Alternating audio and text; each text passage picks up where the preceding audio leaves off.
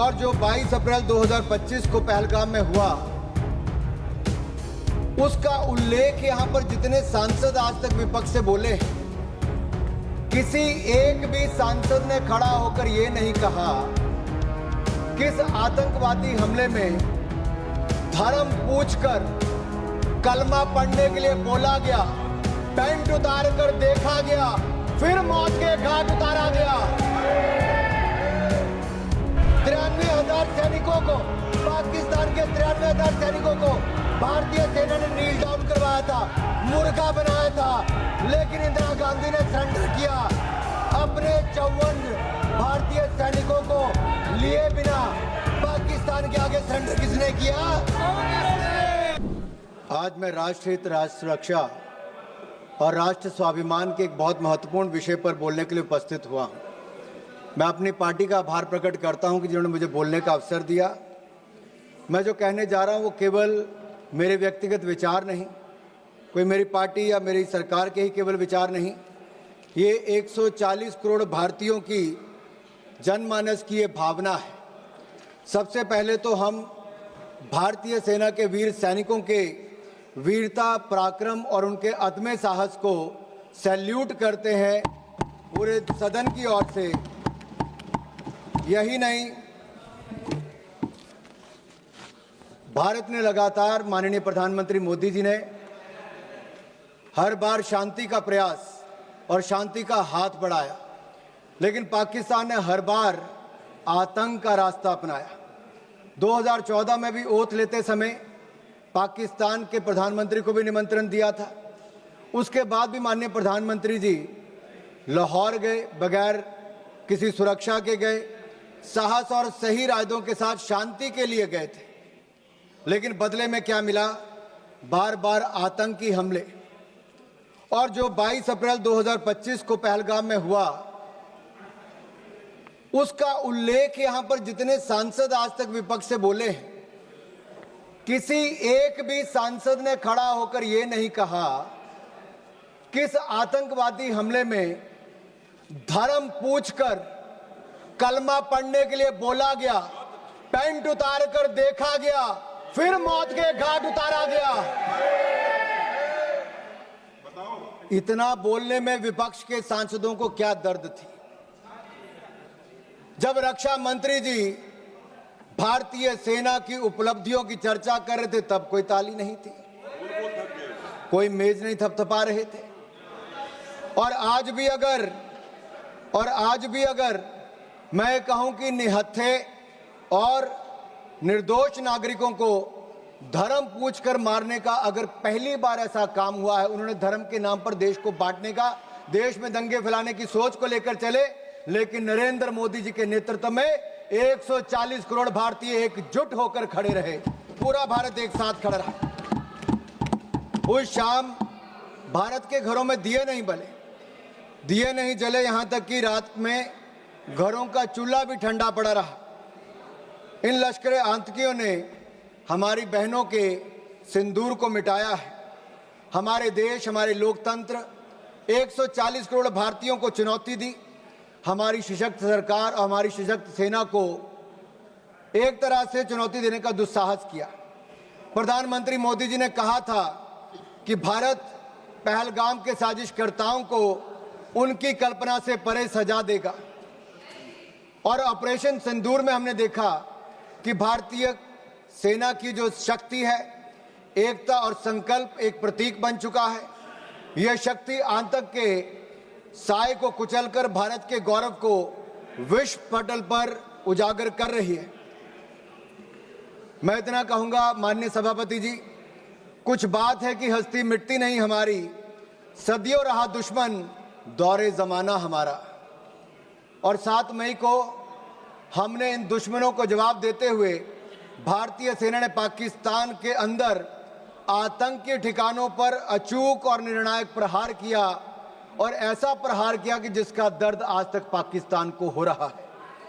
25 minute में 9 आतंकी ठिकानों पर 24 टीक प्रहार करके हमारी सेना ने 100 से अधिक आतंकियों और आतंकी ठिकानों को ध्वस्त करने का काम किया, एक ही झटके में जमींदोज करने का काम किया।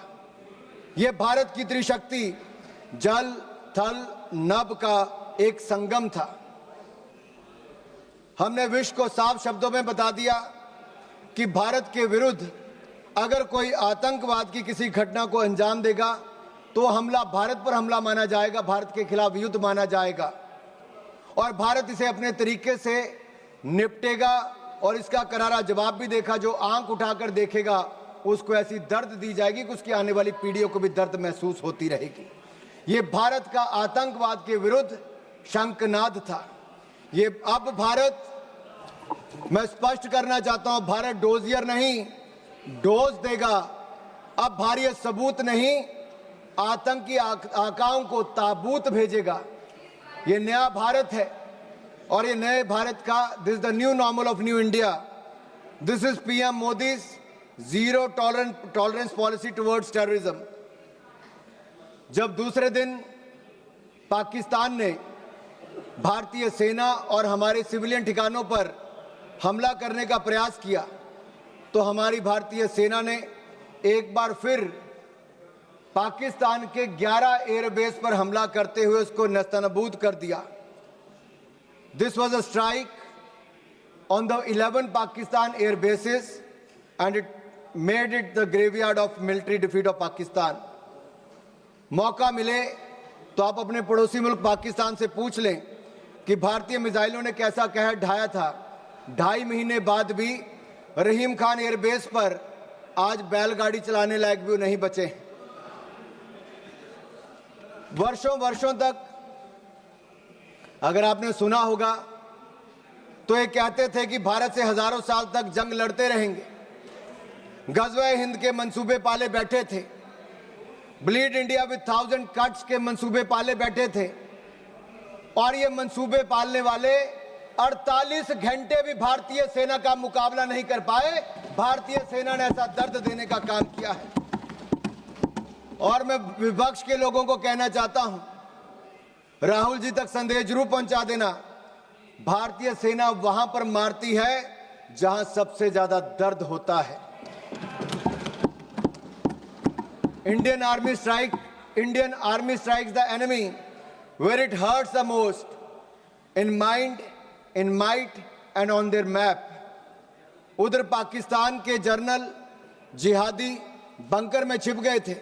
यहां तक कह दिया था कि पाकिस्तान में भूकंप आ गया है।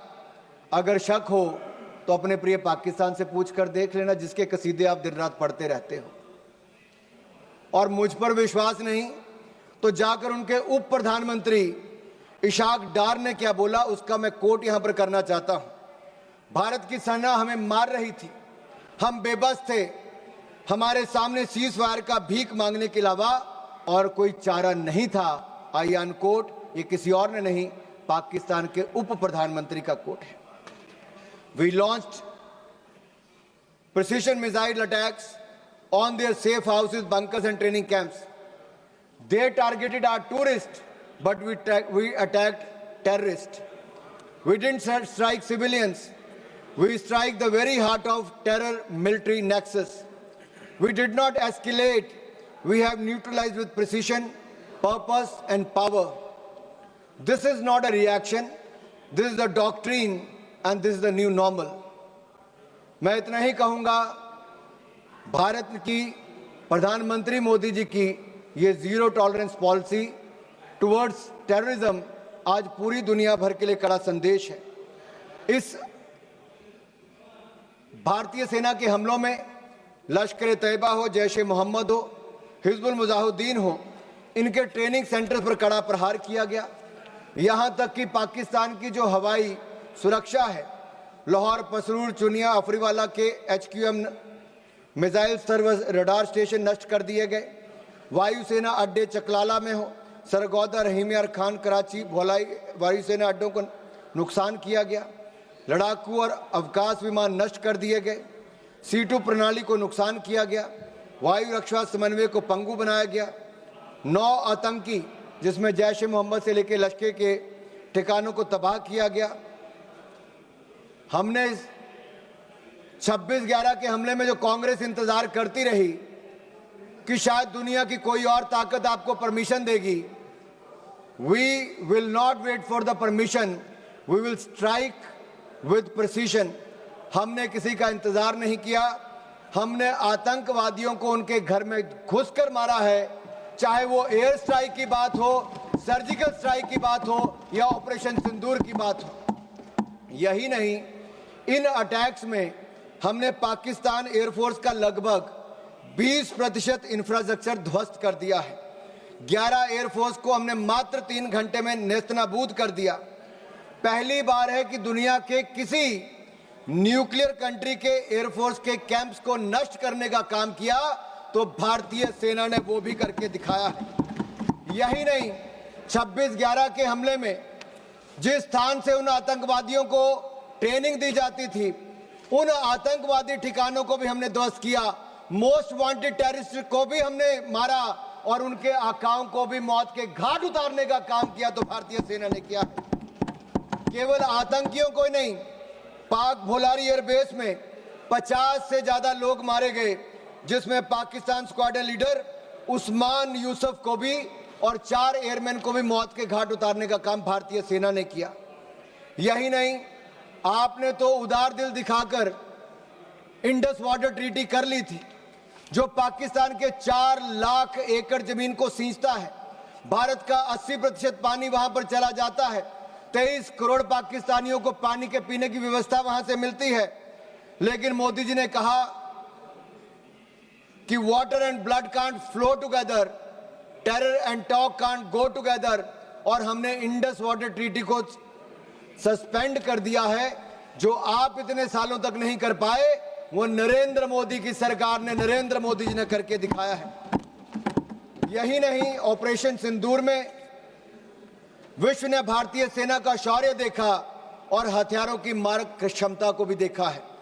Made in India weapons have one battlefield validation and India has displayed its cutting edge defense technology to the world. हमारी मारक क्षमता और टेक्नोलॉजिकल सुपीरियरिटी ने पाकिस्तान और चीन सहित अन्य देशों को, आप में से कुछ विपक्ष के सांसदों ने कहा कि दूसरी तरफ चीन भी था, टर्की भी था, पाकिस्तान भी था।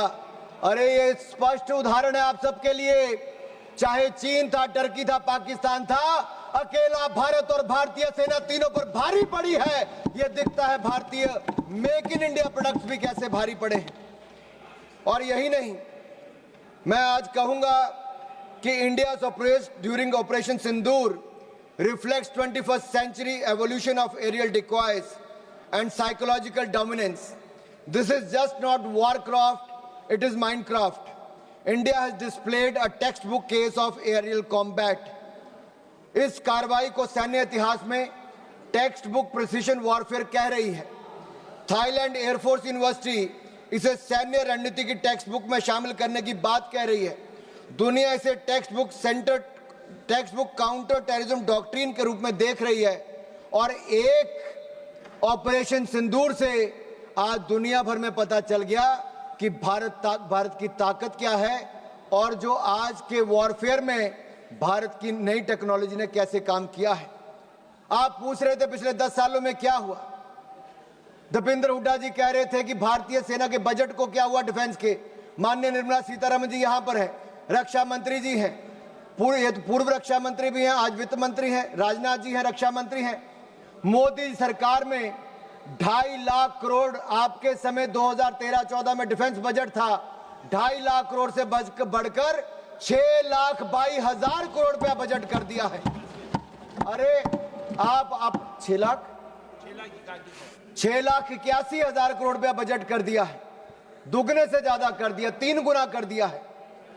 और आप अपने गिरेबान में झांक कर देखिए, 10 साल आपने सेना को बुलेट प्रूफ जैकेट तक नहीं दी।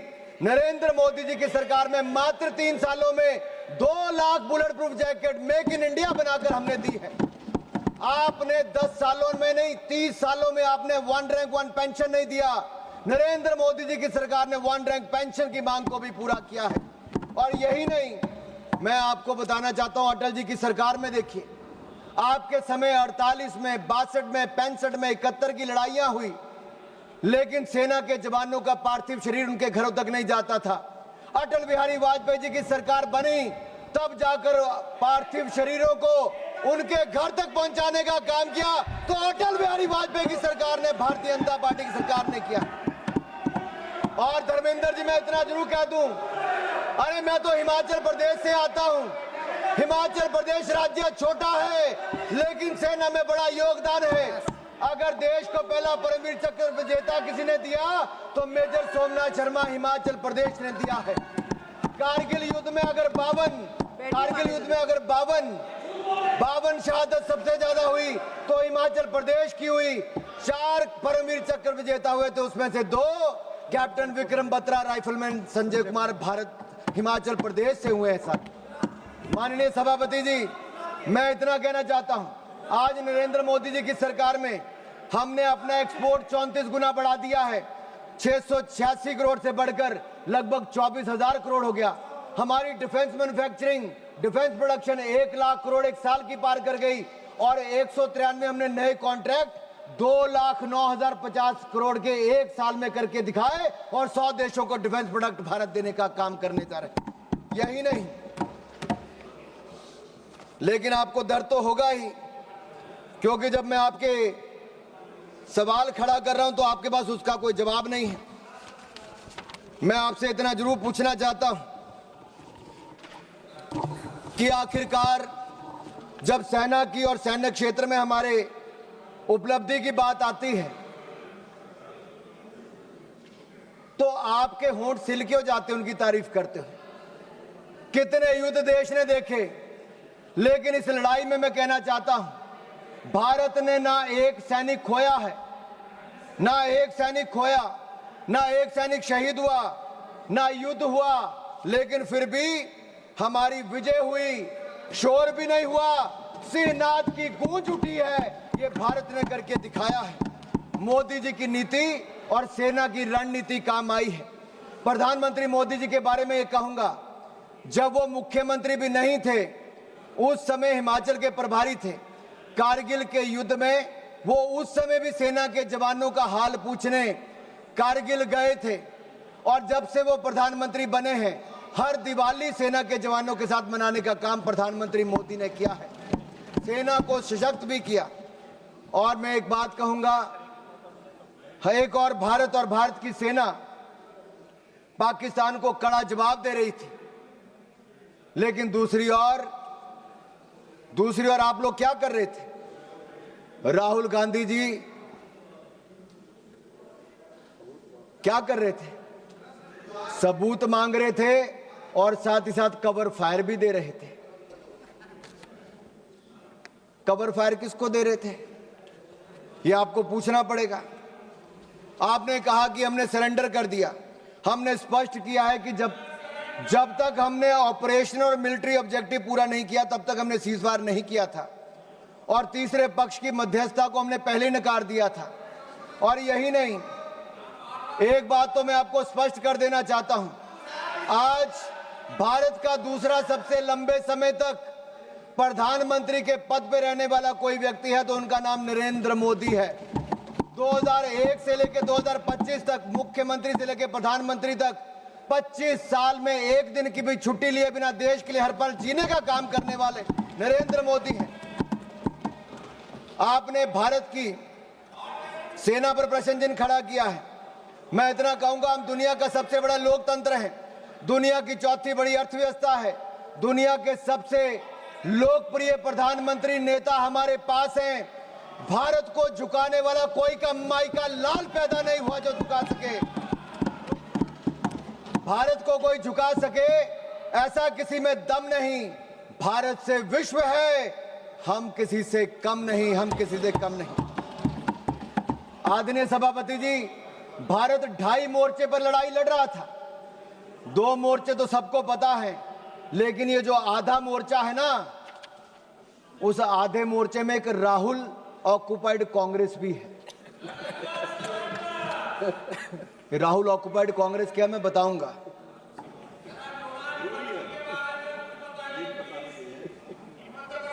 आप पिछले 2.5 महीनों में सोशल मीडिया में देखिए, बड़े संयोजित तरीके से राहुल ऑक्युपाइड कांग्रेस ने भारतीय सेना और भारत के प्रधानमंत्री के खिलाफ घृणा से भरे अपमानजनक कार्टून बनाए। इसी कांग्रेस पार्टी ने, राहुल ऑक्युपाइड कांग्रेस ने आर्मी चीफ को सड़क का गुंडा कहने का काम किया।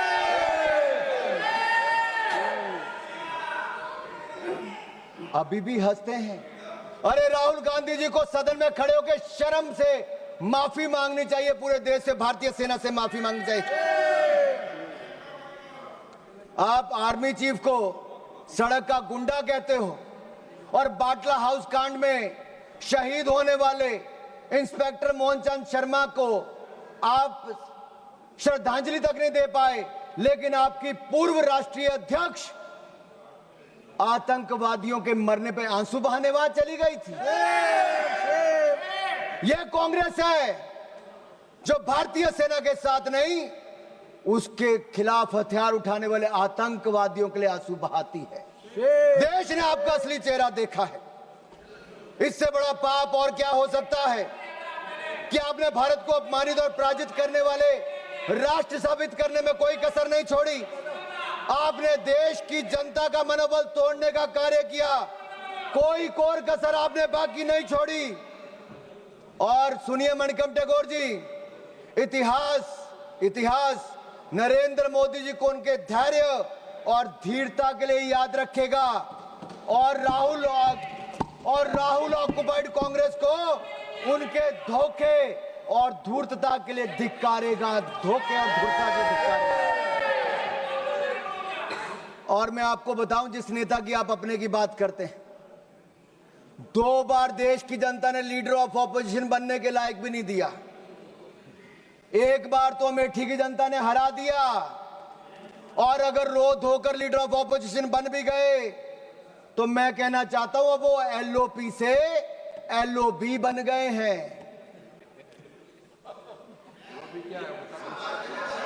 किरण जी पूछ रहे हैं एलओबी का ही है। भाई पार्लियामेंट्री अफेयर मिनिस्टर को तो मुझे बताना पड़ेगा। एलओपी लीडर ऑफ ऑपोजिशन से एलओबी लीडर अपोजिंग भारत बन गए हैं। उनके एजेंडे पे केवल भारत का विरोध है, भारतीय सेना का विरोध है, और भारत के प्रधानमंत्री का विरोध करना ही लिखा है।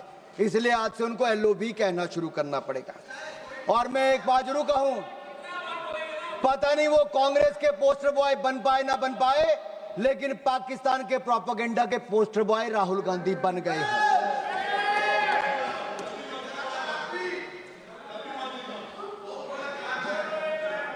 आपकी दुआ स्वीकार हो। अब माननीय सभापति जी, आज सदन ने ऑपरेशन सिंदूर पर चर्चा करनी थी, लेकिन कांग्रेस के नेताओं में होड़ लगी थी कि कौन पाकिस्तान का सबसे सगा, सबसे प्रिय उभर कर सामने आए। और एक पूर्व गृह मंत्री ने जो कल इंटरव्यू दिया, उस इंटरव्यू में साफ देखने को मिलता है, वो कहते अगर पाकिस्तान का हाथ इसमें नहीं दिखता है तो आप कैसे कहते हो कि पाकिस्तान से टेररिस्ट आए थे। ये लोग कभी हिंदू आतंकवाद कहते हैं, कभी पाकिस्तान को बचाने के लिए आते हैं। कांग्रेस पार्टी में पाकिस्तान के इतने बड़े बड़े एडवोकेट आज हैं कि पाकिस्तान अपनी पैरवी बाद में करता है, कांग्रेस के नेता उनकी पैरवी करने के लिए पहले खड़े हो जाते हैं। और मैं इतना जरूर कहूंगा, पाकिस्तान सेना और पाकिस्तान सरकार लश्करे राहुल के बयानों को अपने पक्ष में इस्तेमाल कर रही है। पाकिस्तान सेना और पाकिस्तान सरकार लश्करे राहुल के बयानों को अपने पक्ष में इस्तेमाल कर रही है। और यही नहीं, पाकिस्तान सेना के प्रोपेगेंडा वीडियो में कांग्रेस पार्टी के राष्ट्रीय अध्यक्ष उनके बयान को लेकर पूरी दुनिया भर में दिखाया जा रहा है। मुझे पहले लगता था इनको दिक्कत मोदी जी से है, लेकिन अब मुझे पूर्ण विश्वास है इनकी दिक्कत मातृभूमि से भी है। और कहने को तो आईएनसी है, लेकिन आईएनसी अब इनके बयानों और इनके तरीकों से यही लगता है ये अब कहीं इस्लामाबाद नेशनल कांग्रेस बन गई है। क्योंकि पाकिस्तान द्वारा फैलाए गए झूठे नैरेटिव और आड़ के पीछे आप रुक रहे हैं। कांग्रेस आइडिया ऑफ डिप्लोमेसी यही रहा माननीय सभापति जी। और मैं जो कह रहा हूं मैं उसको ऑथेंटिकेट करने के लिए तैयार हूं। कांग्रेस आइडिया ऑफ डिप्लोमेसी क्या था? इनका केवल डोजियर तैयार करने का था, डिनर खिलाने का था, डिसीजन करने का नहीं था। नहीं तो 26/11 के हमले के बाद ये लोग 26/11 हमले के बाद ये शायद कुछ कार्रवाई करते, उन्होंने कुछ नहीं किया। ये पाकिस्तान को उन्हीं की भाषा में जवाब देते, लेकिन नहीं दिया। राहुल गांधी जी क्या करते रहे? मैं आपसे पूछना चाहता हूं, मैं पूछता हूं आपसे, पूरे ऑपरेशन सिंदूर में श्रीमान राहुल गांधी जी का सबसे ज्यादा रुचि ये जानने में थी कि भारत के कितने विमान मार गिराए। उनका एक बयान भी ऐसा नहीं है जहां उन्होंने जानने की कभी कोशिश की हो कि हमारी सेना ने, हमारी वायुसेना ने पाकिस्तान में कितनी तबाही मचाई है, पाकिस्तान के कितने आतंकवादियों को मार दिया है, पाकिस्तान के कितने आतंकवादी ठिकानों को तबाह किया है, उनके कितने डिफेंस सिस्टम को खत्म किया है, उनके कितने एयरबेस उड़ाए हैं, पाकिस्तान को कितनी हानि पहुंचाई है। इसमें राहुल जी का कोई इंटरेस्ट नहीं था, मात्र इंटरेस्ट था भारत के कितने विमान गिराए गए। आखिर ये जानकारी वो किससे साझा करना चाहते थे? जिनके हाथ रक्षा दलाली में रंगे रहे हों, अब किसके लिए दलाली करना चाहते हैं ये मुझे पता नहीं। और मैं तो इतना ही कहूंगा, जुबान पर पाकिस्तान, दिलों में साजिश पलती है। ऐसे लोगों की वजह से ही तो चिताएं जलती हैं। देश को लूटकर जो अपने महल बनाते हैं वो इतिहास में गद्दार कहलाते हैं, गद्दार कहलाते हैं। ऑपरेशन सिंदूर पे मैं कहूंगा हमारी सेना ने तो किया, वो दुनिया ने देखा, लेकिन उसके ठीक बाद प्रधानमंत्री मोदी जी आदमपुर एयरबेस पर गए और अपनी सेना का मनोबल बढ़ाने का काम भी किया। तो नरेंद्र मोदी जी ने किया। फेक प्रोपेगेंडा चलाया जा रहा था कि आदमपुर एयरबेस खत्म कर दिया। अगर खत्म हो गया तो प्रधानमंत्री कैसे उतरते? S-400 पीछे खड़ी दिखती थी, आपकी आंखों में, आपके चश्मे नहीं दिख रही होगी, दुनिया ने देखा है। यही नहीं, मैं आपको यह कहना चाहता हूं, न्यू रूल ऑफ एंगेजमेंट में हमने तय कर दिया है, कोई भी आतंकवादी घटना को एन एक्ट ऑफ वॉर माना जाएगा। मैडम मैं 5-7 मिनट और लूंगा, मेरे जो टाइम मुझे पार्टी ने दिया वो 5-7 मिनट। किरण जी भी यहां पर हैं। और न्यूक्लियर ब्लैकमेल की जब बात चलती है, अटल बिहारी वाजपेयी जी ने भी स्पष्ट कर दिया था, और नरेंद्र मोदी जी की सरकार ने तो कह ही दिया है। हमने एस्केलेशन भी नहीं की, हमने केवल आतंकवादी ठिकानों को प्रहार किया। लेकिन जब पाकिस्तान ने हमारे सेना या सिविलियन ठिकानों पर प्रहार करने का प्रयास किया तो हमने ऐसा जवाब दिया है कि कांग्रेस नहीं, पाकिस्तान सदा याद रखिए, गलती से। मैं जहां तक सिंधु डैम की बात है, इंडस वाटर ट्रीटी को हमने सस्पेंड किया है। आपके कुछ नेताओं ने कहा, जो आपकी गठबंधन में सरकार में थे, उन्होंने कहा पानी दे देना चाहिए पाकिस्तान को। प्रधानमंत्री मोदी ने कहा सिंधु में पानी और खून, सिंधु नदी का पानी और खून एक साथ नहीं बह सकते। तुम हमारा खून बहाओगे, तुम्हें पानी नहीं पिलाएंगे। मैं इतना जरूर कहूंगा, पाकिस्तान चाहे जितना मर्जी सिर पटक ले, नाक रगड़ ले, सिंधु डैम के गेट नहीं खुलेंगे, नहीं खुलेंगे। आदरणीय सभापति जी, जो प्रतिनिधि मंडल माननीय प्रधानमंत्री मोदी जी ने दुनिया भर में भेजे, वो 7 प्रतिनिधि मंडल में एक मुझे भी जाने का अवसर मिला। सुप्रिया जी हमारा नेतृत्व कर रही थी। और मैं सदन में एक बात जरूर कहना चाहता हूं, ये जो प्रतिनिधि मंडल थे, ये किसी दल या किसी विचारधारा का प्रतिनिधित्व नहीं कर रहे थे, हम राष्ट्र का प्रतिनिधित्व कर रहे थे। हमारे मत अलग हो सकते हैं, हाँ, हम में मतांतर हो सकता है, मत भिन्नता हो सकती है, मन का भेद हो सकता है, लेकिन जब राष्ट्र का प्रश्न हो तब हम एक हैं, हम एक मत हैं, हम भारत के पक्ष में हैं, हम सबके लिए राष्ट्र सर्वोपरि है। और मैं कह सकता हूं कि 7 के 7 प्रतिनिधि मंडलों में किसी भी दल का कोई भी सांसद होगा, उसने दलगत राजनीति से ऊपर उठकर देश की बात की, आज पूरे सदन की ओर से मैं उनका धन्यवाद करता हूं, उनको नमन करता हूं। हम सिर्फ 5 मिनट में खत्म कर रहे हैं। एक मिनट में कर लीजिए। मेरा 2 पॉइंट इंपॉर्टेंट है, इसको लेना जरूरी है। सिर्फ 2 पॉइंट इंपॉर्टेंट, एक इसमें हमने हासिल क्या किया और दूसरा सरेंडर विषय है। मैं इतना कहूंगा, अंतर्राष्ट्रीय मंच पे हम किसी का साथ लेने नहीं गए थे। भारत ये बताने गया था कि भारत अपने दम पर आतंकवादी के आकाओं को मुंह तोड़ जवाब दे सकता है, और हमने मुंह तोड़ जवाब दे दिया है। हम फर्स्ट हैंड इंफॉर्मेशन देने गए थे, किसी का सहयोग मांगने नहीं गए थे। और 193 देशों में से 190 देशों ने एक साथ इन आतंकवादी हमलों की निंदा की है। ये नरेंद्र मोदी जी का दिखाता है। और यही नहीं, मुस्लिम देशों में भी पाकिस्तान को अलग थलग करने का काम किया, आतंकवाद के खिलाफ एक वैश्विक माहौल बनाया। और मैं कहना चाहता हूं कि जो रवैया कांग्रेस का रहा इस समय, वो सबसे अधिक निराशाजनक, अपमानजनक और आपत्तिजनक था। सेना और सरकार पर हमला करने में कांग्रेस कहीं पीछे नहीं रही। लेकिन भारत में जहां नरेंद्र मोदी जी की सरकार में हम लगातार आगे बढ़े, एक फेक नैरेटिव कांग्रेस के नेता द्वारा चलाया जा रहा है कि सरेंडर सरेंडर। माननीय सभापति जी, अगर पिछले 78 साल का हिसाब लिया जाए तो कांग्रेस ने कितने ब्लंडर और सरेंडर किए, ये आज देश को मैं बताना चाहता हूं। और इन 2 मिनटों में बताऊंगा। 1948 में कश्मीर जैसे आंतरिक विषय को संयुक्त राष्ट्र में ले जाकर सरेंडर किसने किया? कांग्रेस ने।